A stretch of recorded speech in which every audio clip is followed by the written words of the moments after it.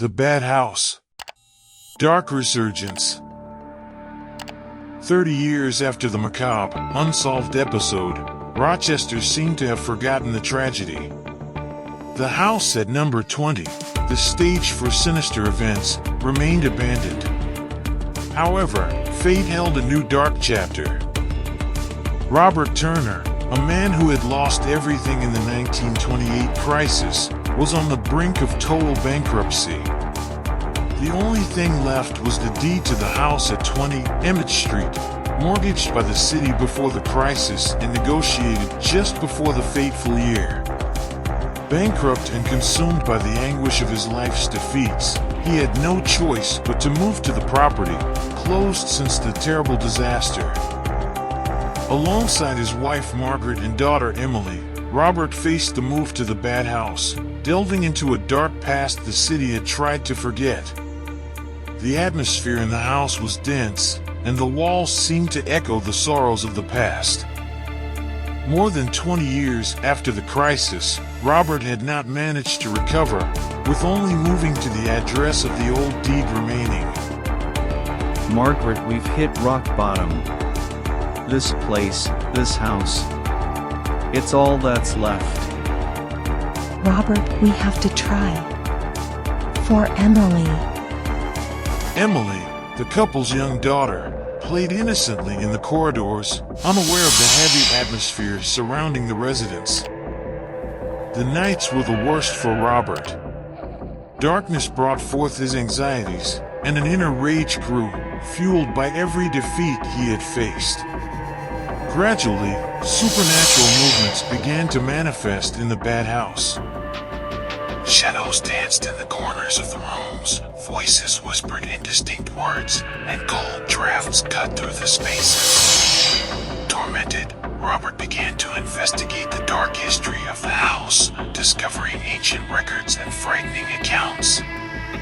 With each step Robert took in the quest for truth, the house seemed to react, as if the walls themselves held unspeakable secrets. The climax was approaching when, on a stormy night, the house released the full weight of the past. Shadows took shape, and voices turned into piercing screams. The outcome was more frightening and macabre than the first event over 20 years ago, leaving a sense of terror and mystery in the air. Robert began searching for the origin of those screams when he found his daughter watching him, as if hiding behind the kitchen entrance and the stairs to the bedroom corridors. He tried to approach her, but she ran up the stairs with an innocent yet terribly frightening smile. He immediately tried to shout for Margaret, but his voice only whispered, making the situation even more terrifying. He followed his daughter to the last room at the end of the hallway in an icy atmosphere, his breath releasing vapor from his lungs. It seemed like a nightmare, but it was all too real to be an illusion. Opening the closed door of Emily's room slowly, he faced a scene he would rather his eyes were pierced than believe in such an aberration. His wife Margaret was on the floor with their daughter in her arms, biting her fragile neck. For a moment, she turned and gave Robert a demonic look, dropped their daughter Emily on the floor, and went to try to kill him. He managed to break free and hit Margaret on the head with a lamp, revealing something inexplicable, anything but his sweet life.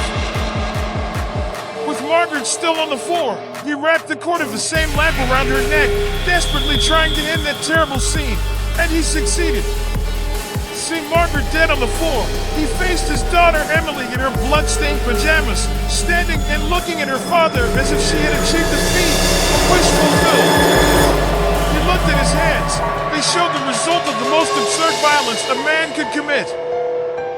With the noise, the neighbors called the police, who arrived promptly, arresting Robert on the spot.